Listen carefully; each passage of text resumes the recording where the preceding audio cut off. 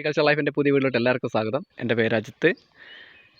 നമ്മളിന്ന് ഈ വാഴയ്ക്ക് ആദ്യത്തെ വളപ്രയോഗം നടത്തുകയാണ്. ഇതിനു മുമ്പ് നമ്മൾ ചെയ്തിരുന്നതെന്ന് വെച്ച് കഴിഞ്ഞാൽ വേര് വളരാനായിട്ടുള്ള വളങ്ങൾ ചെയ്തിരുന്നു. Humic acid, ക്ലോറിഫോസ്, fungicide. കേട് മാറി വേര് പുതിയതായിട്ട് നല്ലതുപോലെ ഉണ്ടാകാനായിട്ടുള്ള രീതിയിലുള്ള വളങ്ങളാണ് നമ്മൾ ചെയ്തിരുന്നത്. അതിനുശേഷം നമ്മളിപ്പോൾ ഇതിനെ ഒന്ന് ബൂസ്റ്റ് ചെയ്തെടുക്കാൻ പോവുകയാണ്. ഫസ്റ്റ് വളപ്രയോഗം എന്ന് പറയാനായിട്ട് സാധിക്കുകയില്ല. എന്ന് വെച്ച് കഴിഞ്ഞാൽ ഈ ബൂസ്റ്റിങ് കഴിഞ്ഞതിന് ശേഷമാണ് ശരിക്കും നമ്മൾ വളപ്രയോഗത്തിലോട്ട് കടക്കുക. വളർച്ച മുരടിച്ചതുകൊണ്ട് നമുക്കിതിനെ പെട്ടെന്നൊന്ന് ഈ ഒരു പ്രായത്തിലോട്ട്, അതായത് വാഴ നട്ട് കൃത്യം 2.5 മാസത്തെ വളർച്ചയിലോട്ട് എത്തിക്കേണ്ടതുണ്ട്.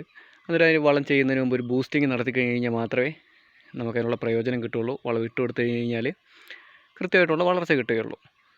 അത് നമുക്ക് ഈ ഒരു വളപ്രയോഗത്തിന് ശേഷം അടുത്ത വീഡിയോ ചെയ്യുമ്പോൾ നിങ്ങൾക്ക് മനസ്സിലാകും നമ്മളിപ്പോൾ ചെയ്യാൻ പോകുന്ന ബൂസ്റ്റിങ് എത്രത്തോളം വാഴയ്ക്ക് എഫക്റ്റീവ് ആകും എന്നുള്ളത്.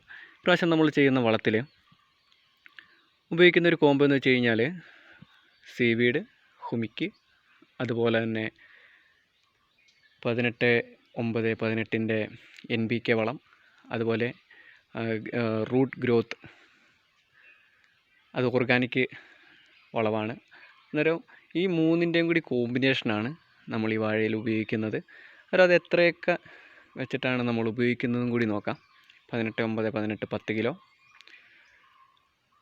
അതുപോലെ സീവീഡ് ഹുമിക്ക് വരുന്ന കോമ്പിനേഷൻ 1/2 ലിറ്റർ. അതുപോലെ ബയോ ഗ്രോത്ത്, അത് റൂട്ടിനായിട്ട് ഉപയോഗിക്കുന്നതാണ്.